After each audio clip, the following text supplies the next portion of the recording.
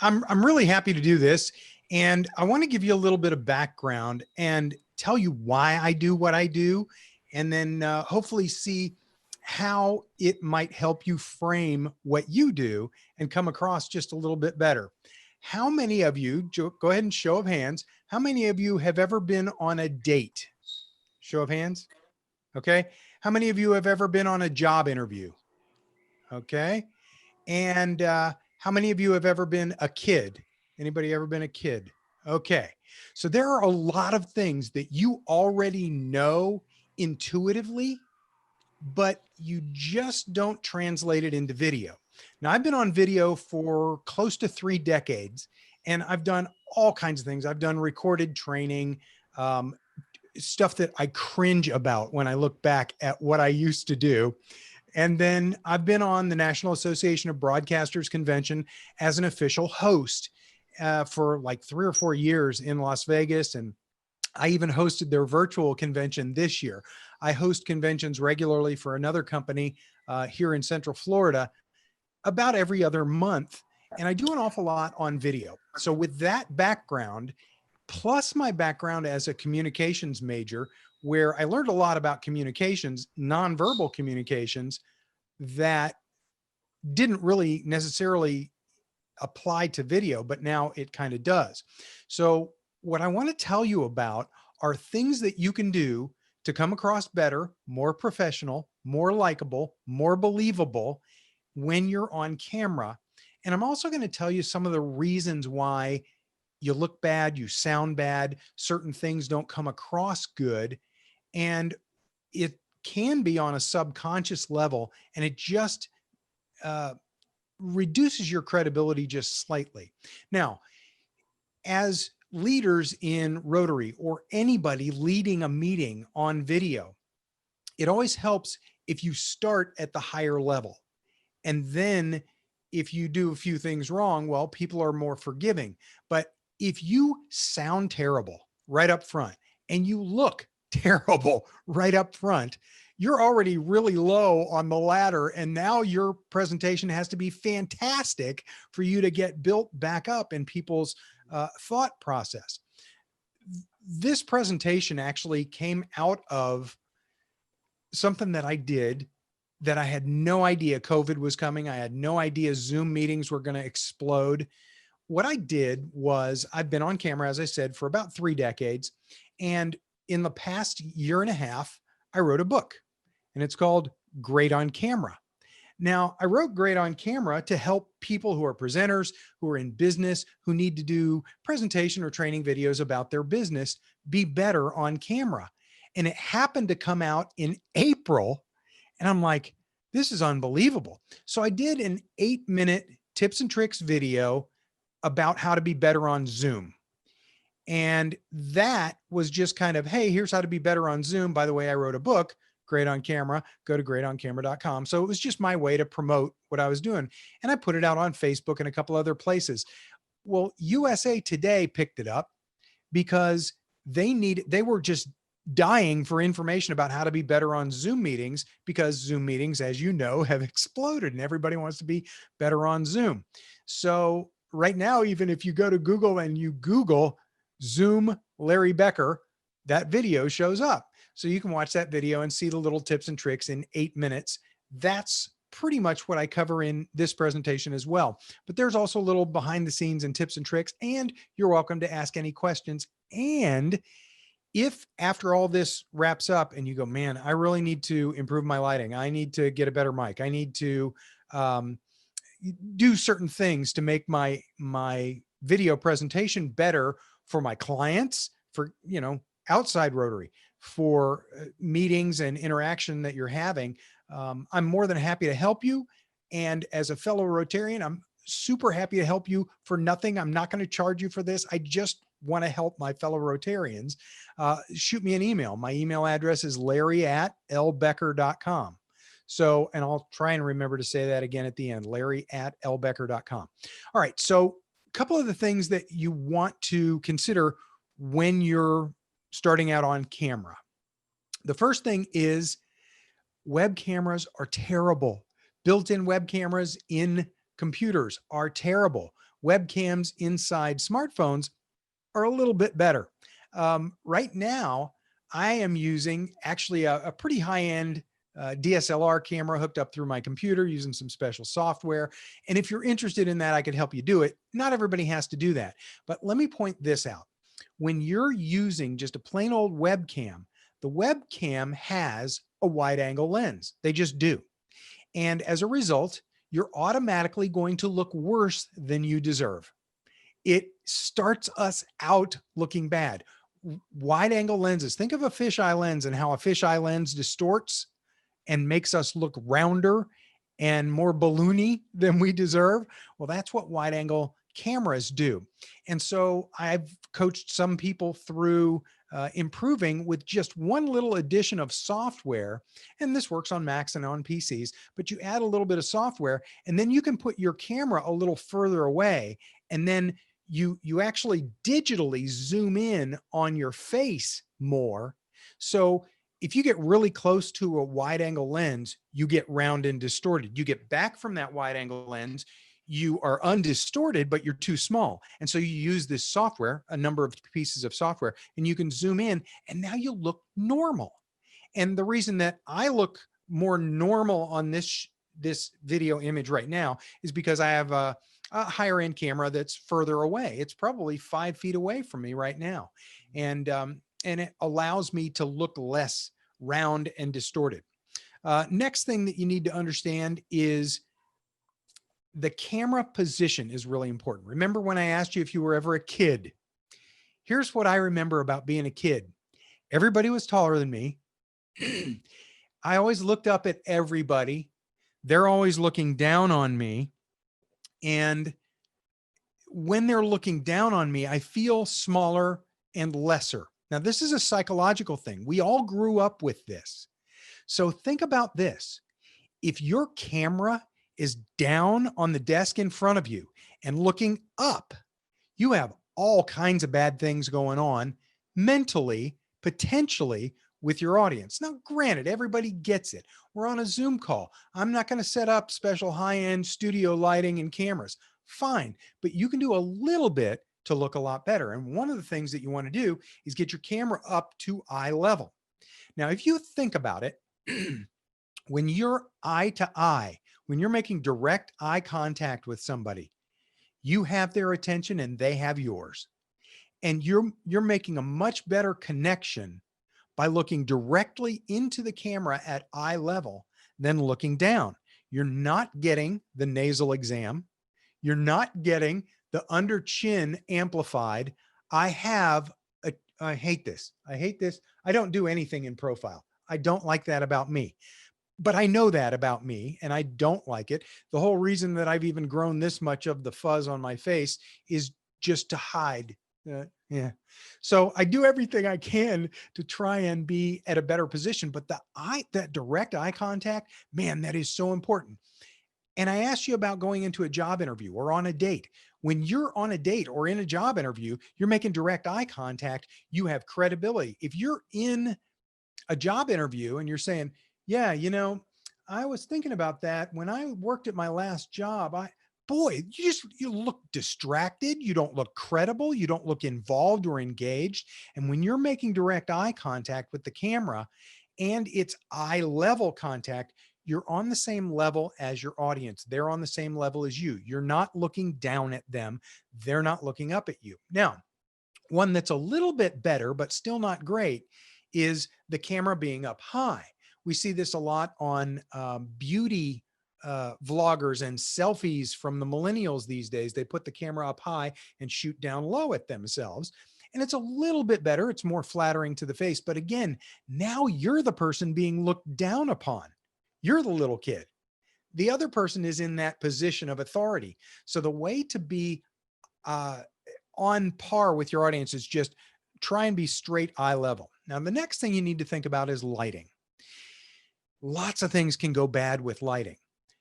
The first thing that you'll want to do, and I coach a lot of people into this, is eliminate, especially behind you, eliminate backlight. So I see a lot of people going, hey, my backyard looks awesome. My sliding glass door back here, it's great. And people will want to look outside at the pool or the backyard and the beautiful green. Sorry, it's not going to happen.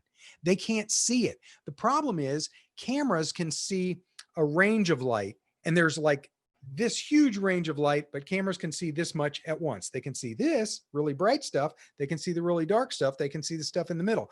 But if you're back behind you, if you have an open window or door and it's looking outdoors and it's sunshine in Florida and you're in a room, what will happen is that all, they call it, it keys out. It turns bright white. It's all blown out white and it doesn't look good. Nobody can see it anyway. And it also then makes you really shady, and you don't want to be shady.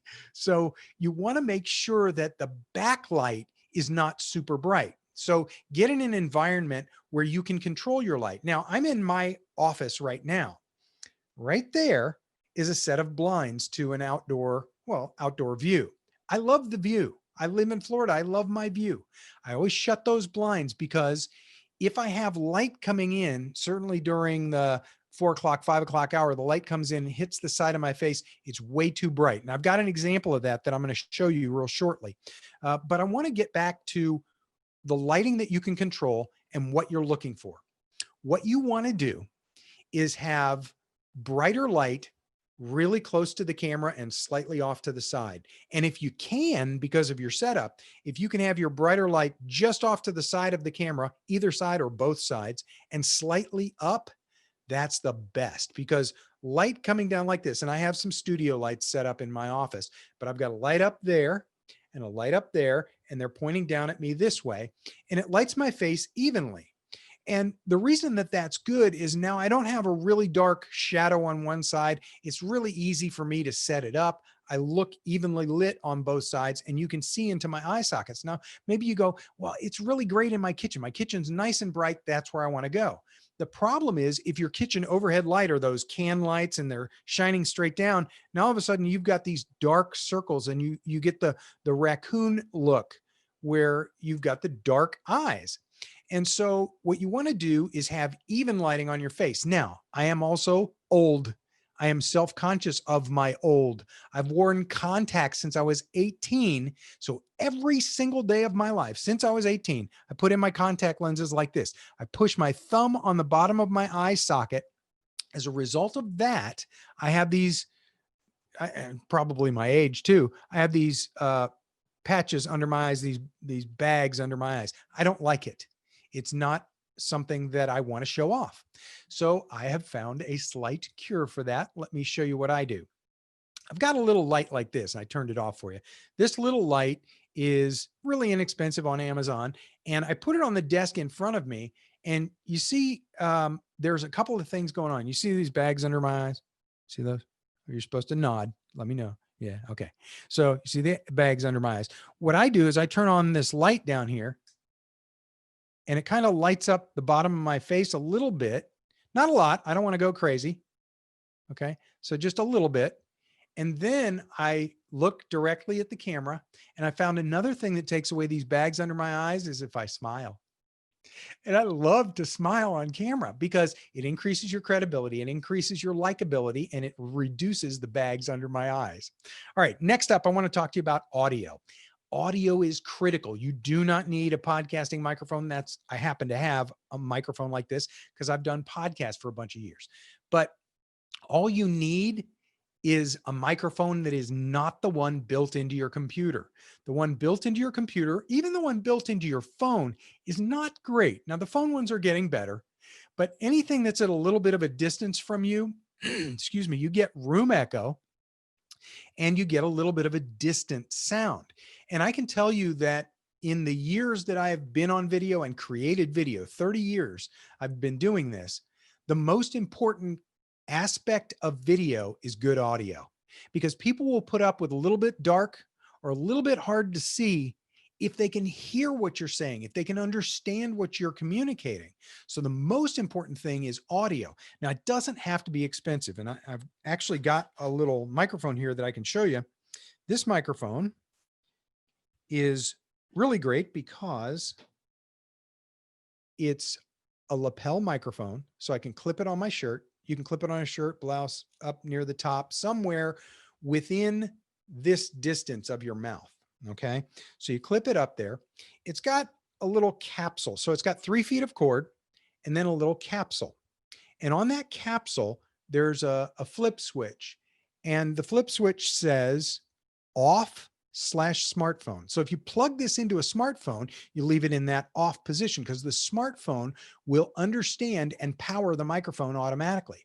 However, if you plug it into a camera or probably your computer, you need to flip it up. Okay. And so there's a little battery in here. This thing, $20. And it makes you sound so much better than the built-in audio of your camera or your smartphone. And like I said just now, you can use it with your smartphone. It's a 20-foot cable. So your camera can be kind of far away from you. And I've used this for recording videos for a lot of years, and it sounds very professional. It sounds studio quality. That one is called the Movo LV1. And there's also another one from a company called Polson that you can get on B&H.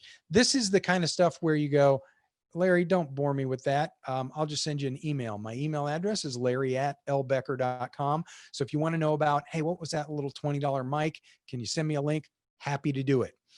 Next up, I want to talk to you about a problem with audio that happens now and then, and it's echo. And there are 2 kinds of echo. The first kind of echo might have to do with your Zoom meeting or your Skype call or the software that's working and how you have your audio set up. It can create a loop.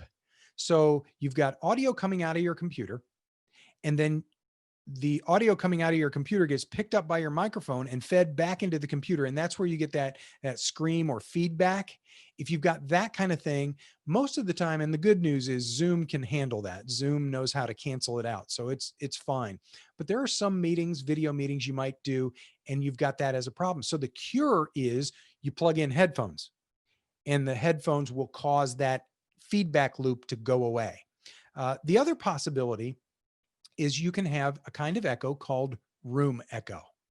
Now, room echo happens when your microphone is a little bit far away from you and you have hard floors, hard desk, hard walls, hard ceiling, no carpeting, nothing to absorb the echoing sound in the room.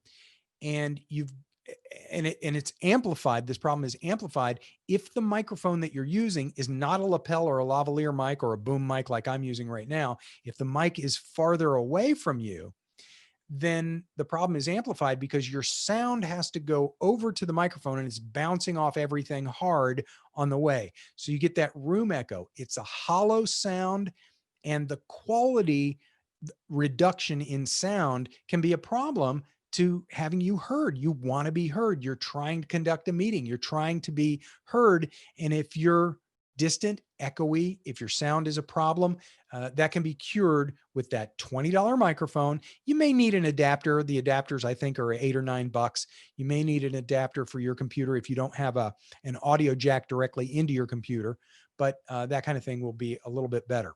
Okay, next up, clothing. This isn't a big deal, but if you can, try to avoid patterns.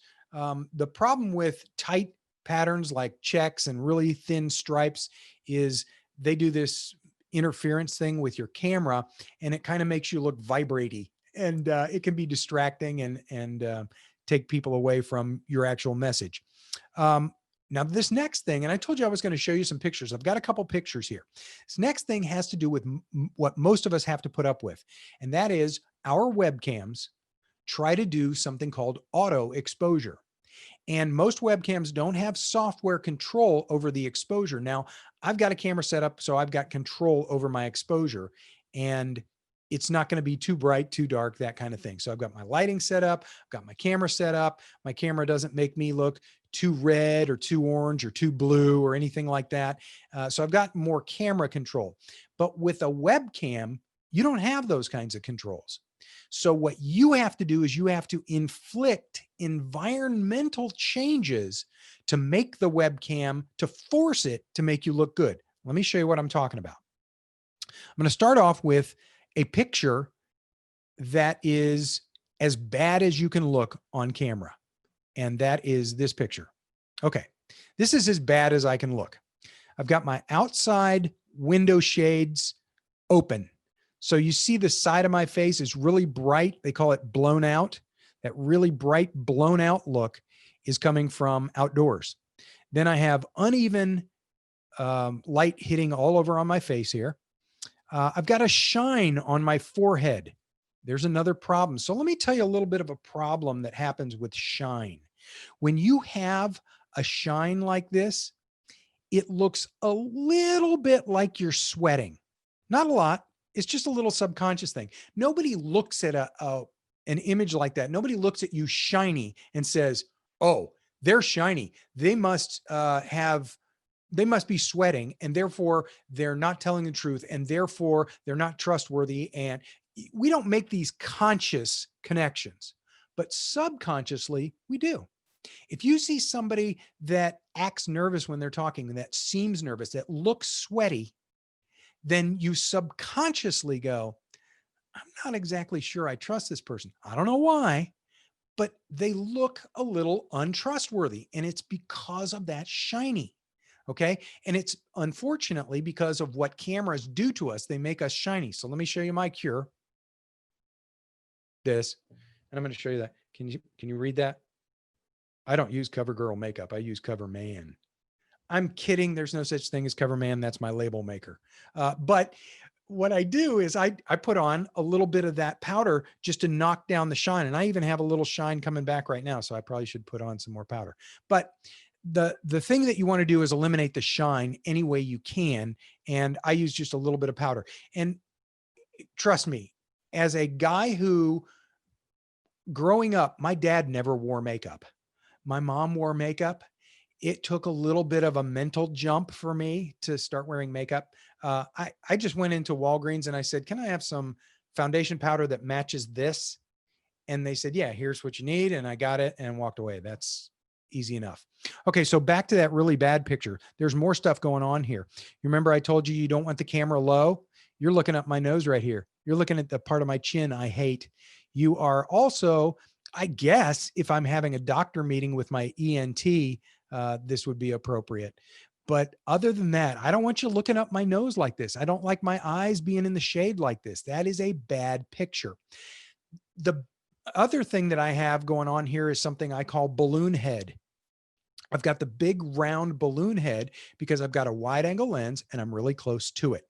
So what I did, and this was actually an image that I shot for the article they wrote up in USA Today. So then what I did was I got this other image. Now, this is better. Here's what I'm doing. I've got a webcam. So with the webcam, I can't really control the exposure and the color adjustment and things like that. This looks better because the camera's further away from me. My face is a more normal shape and the lighting on my face is better. Not great though. You see how I still look kind of off and I look kind of, just there's something wrong about how I look. And I also have this really bright halo behind me. So let me tell you what's happening. My lighting in the room is essentially the same as the picture I'm about to show you. My lighting in the room was nice and even and balanced and hitting my face correctly. But because I have on a dark shirt and I have a dark chair, the camera is trying to balance everything. It doesn't say, "Oh, there's a human face. I should balance for the human face and make the human face look good." It's just saying, overall, the total amount of light that's coming into this, I need to balance it out this way. And so what I had to do to even get myself to look somewhat decent is I had to crank up that backlight to make the lighting look normal-ish so that my shirt could actually, you see a little bit of texture in my shirt there, but not a lot. The reason is because the shirt is so dark, I had to crank up the backlight just to get my overall light to look good. And this still isn't good, but let me show you. The only thing I changed in the next image you're about to see, the only thing I changed is my shirt. Check this out. Looks better, doesn't it? Now, the reason is because my shirt is much lighter. I turned the light down in the background. my shirt is lighter. The camera then, my webcam, tries to look at the overall image and give me a nice, even, balanced exposure.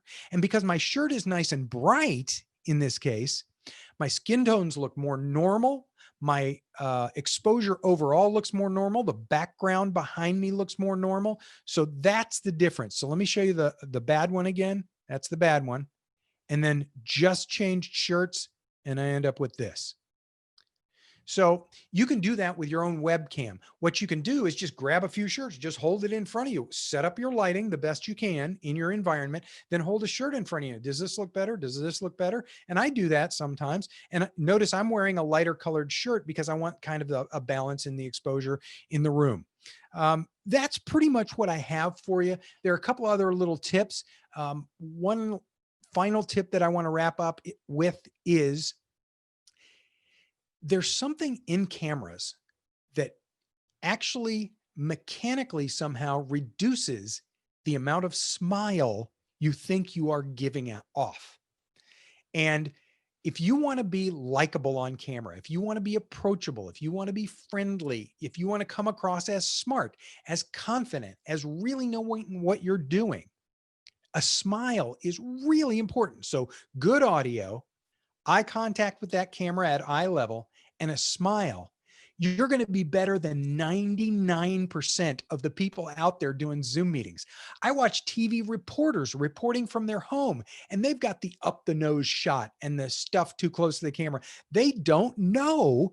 And that's why they hire the people at the TV studios to set up all the nice lighting and the nice audio. They don't know what they're doing wrong. They don't know why they look so bad or sound so bad on camera.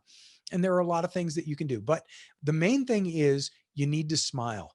And I'll leave you with this. I was walking through a room, the family room, and my wife was watching some awards show. And it was on a weekend, and this award show was presented by this guy, no audience, and he's just there on camera talking about these awards, and he's smiling like an idiot. He's just got this big grin, and he's just smiling and presenting.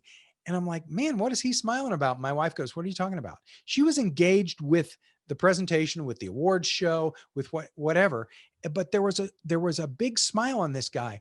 Now, I've been presenting on camera for years. In fact, at the time, I had a job in Tampa with a company where I was actually on camera twice a week, doing camera gear reviews for the biggest camera retailer in the world, B&H Photo. So I'm doing these reviews, and I've got a team of like 8 or 9 people, and they've all seen me on camera twice a week for years, 2 years, 3 years. And I walked in after having seen that show over the weekend where the guy was just smiling really big. I did exactly everything I had been doing for 2 years. Only this time I smiled the whole time. As I'm delivering my script, I'm smiling the whole time, making eye contact with the camera and smiling. And I didn't tell anybody I was doing anything different. Nobody knew I was smiling. It was crazy.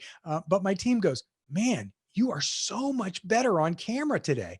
Did you go to a seminar this weekend? What's the deal? How come you're so much better? Then they edited the video, sent it up to New York to B&H Photo, and they looked at it, and the whole crew up there was like, man, whatever you guys are doing, I don't know if you have different camera settings. I don't know if the audio is different, but something is better. Becker is so much better on camera now. Just keep doing whatever you're doing. And it was my smile. So if I can convey only one thing, smile a whole lot. And I hope it helps you out in what you're doing. Like I said, I'm going to repeat one last time. My email address is larry@lbecker.com. Each and every one of you are more than welcome to contact me. I'm happy to set up a private Skype meeting or a Zoom meeting so you and I can talk. I'm happy to help you improve your lighting in your environment, improve your camera setup, talk to you about those little software tricks and tips that you can move the camera back and then zoom in. And whatever it's going to take to help you feel better on camera, deliver better on camera, get your message across, and be a more effective Rotarian, a more effective leader on camera, I'm happy to do that. Now, the last thing I have to tell you is I won't answer your email tomorrow. I'm on vacation. So for 5 days, I'm gone after tonight. But other than that, I'm happy to help my fellow Rotarians. Let me know if you have any questions. I'm happy to answer. Wow. Wow. Good job, Larry. Thank Yes, you. indeed. Thank you, Larry. We appreciate that. My pleasure. Thank you for the invitation. I appreciate that. Yes, indeed. Yeah. Okay. Any There's questions, a- anyone? There's a whole lot ahead here, Larry. I don't know what to do with this. Go ahead. like, Go ahead, Ken. time, Yeah, I have a question, Larry. this, I mean, What do you recommend that we do not put behind us? You know What what? kind of background would you suggest? Yeah. So there are a couple things that you don't want behind you. One of them is things that create and send back a reflection. So like a big bookcase behind you with glass doors or something, that could be a problem. Now you can, if you tinker with the lighting, you can set up your lighting so you don't get a reflection, but you can put lots of books. I have bricks behind me. You could put a plain wall, just a plain white wall, green wall, anything like that. You can buy studio backdrops for very cheap. I'll direct you to cheap ones if you want. So that's easy enough to do. You can put pretty much whatever you want behind you, but just don't have it be busy. The reason is because if you've got something behind you that's busy, or a door that people are walking in and out of, so you're holding a Rotary meeting and you got kids walking in and out of doors behind you, that can be a little distracting. I mean, yes, we're friends, and yes, we all get it. We're on lockdown. I mean, we're not meeting in person these days, but certainly a simple background is fine. You can have a bookcase or framed things behind you. That's fine. But just try not to be distracting, because what you'll see as you're conducting your meetings is that people are listening to you at first, and then they're like this. What is that? And they're looking at stuff behind you. So don't have anything that's terribly distracting, and I think you'll be okay. Thank you. Any Anything- other questions? Larry, what do you think about the virtual backgrounds that are in Zoom, or the ability to add your own pictures? They're okay. I don't prefer them though, because they can be distracting. So one of the things that I do, and I did all day for the past 2.5 days, I've been editing the video that Sarah Grossbarth and current District Governor Mark are doing together. And then I put that all together. Well, District Governor Mark does do the virtual background, but there are problems. So he'll, like talk with his hands, which is great, talking with your hands. But as soon as he does that, his hand disappears, it comes back. It's another one of those things that if you have too distracting of a background behind you, people start paying attention to that instead of you and your content. The problem with the virtual backgrounds in Zoom specifically is, unless you start off with an absolutely plain background behind you, and you have some really good lighting in your environment, Zoom does the best that it can with artificial intelligence, but you turn like this and all of a sudden your ear disappears and turns into the background. And does anybody have any doubt that you're not really there in the Bahamas? No, there's no question you are in your home, it's kind of up to you. But what I would say is, if you can get away from it somehow, it will cause less of a distraction and give you more direct attention from your audience than when you have the virtual backgrounds turned on. When you do, and you're a presenter. Now, if you're not going to present at all in a meeting, I'll show you something. Maybe some of you even noticed that I did this. Let me show you one thing I did. Check this out. Okay, so this is me right now.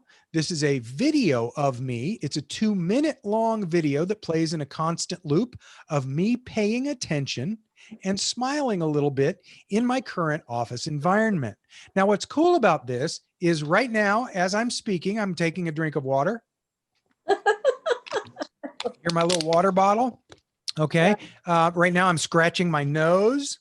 I'm rubbing my chin. Now, what's really cool about that is you don't know that I'm doing that stuff. So I attend Rotary meetings. I throw that thing up there, and I'm over here doing push-ups on the office floor. I'm doing other stuff like that. That's cheating, but I like doing that kind of stuff. So there are things like that you can do. And like I said, if we end up doing a direct one-on-one, like a Skype meeting or a Zoom meeting, and I'm able to help you out, I'm happy to show you how to do these things. Now, I'm really good at Mac software and the setup on my Mac. on PCs, I'm not as good. I know some names of software that could potentially help you do those kinds of things, but I'm not fantastic at that. But there are little tips and tricks like that that you can do and leverage to your advantage. And I'm happy to help my fellow Rotarians do that. Any other quick questions? Can I ask one more? Do you have any tips for doing the hybrid meetings where you're trying to make it interesting for the people who are Zooming in, but you're shooting a whole room? You know, you Yeah, want to. that's a challenge. And the reason I say that is because I don't do the hybrid meetings myself. I don't participate in any of those. And so what I would say is whoever is managing the Zoom side of your meeting behind the scenes, be really active in the chat. You know, keep those people engaged and let them know that they're actually part of the meeting, and just participate at a next level in the chat as much as possible. The other possibility, and this is a little bit harder, but it kind of depends on the camera setup that's available where you're filming from. If you just have one camera and it's at a distance at the back of an auditorium and it's filming the whole room wide and you've got nothing else going on and nothing, they call it a switcher, where it would actually change between multiple camera views. If you don't have anything that high tech and you've just got that distant thing, maybe what you do is set up a microphone and go over and talk to the camera every once in a while, or take 2 minutes, or have a couple Rotarians. I mean, we're talking in this meeting how to feature fellow Rotarians for a 7 or 10 minute presentation. Well, maybe some of those Rotarians that are in a live in-person meeting talking to a hybrid meeting could go over to your stationary camera and talk to that for just a little bit and say, hey, I just want to talk to you just a little bit while everybody's over there getting food, and then talk to the people that are sitting at home and say, I hope you're enjoying things. Make sure you participate in the chat, and do some of those kinds of things. It's a tough, Yeah, it's a tough environment. yeah, it is. Thank you. Thank you. And Sure. Debbie, Andy's gonna address that in a minute or two about the hybrid. Okay, Oh, okay. and that's something that we will post in Dactybe in your files, okay? And yes, Leslie, I agree. You all have the hybrid format in your New Tampa club.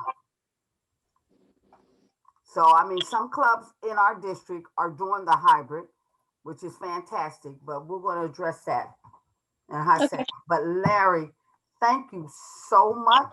Awesome. My pleasure. Great. That was And fantastic. Great job. And I see in the chat that somebody asked, Mallory asked if I could be a speaker for the club to teach Rotarians how to be better on Zoom. Happy to do that. I've done a few Zoom meetings already. I started with our club in Lakeland. I've done one over in Winter Haven, I think, just around Greater Tampa Bay. Happy to help any fellow Rotarians anytime I can, except for the next 5 days when I'm going to be in Tybee Island, Georgia. It's going to be cool. I've never been there. My wife picked out an Airbnb and I can't wait to go For there. you. Should Have be fun. Thank you Yes, very indeed. much. Enjoy yourself. Thank you. Thank you. Okay, now at this point, do I sign off? You can if you so Okay. desire. Yes, you Hey, can. hey, Larry, before you go, I sent you Yeah. an email, so you're not off the hook until tomorrow morning. Okay, I'll go check my emails right away, Mike. Okay. Take care, Larry. Thank you. Thanks.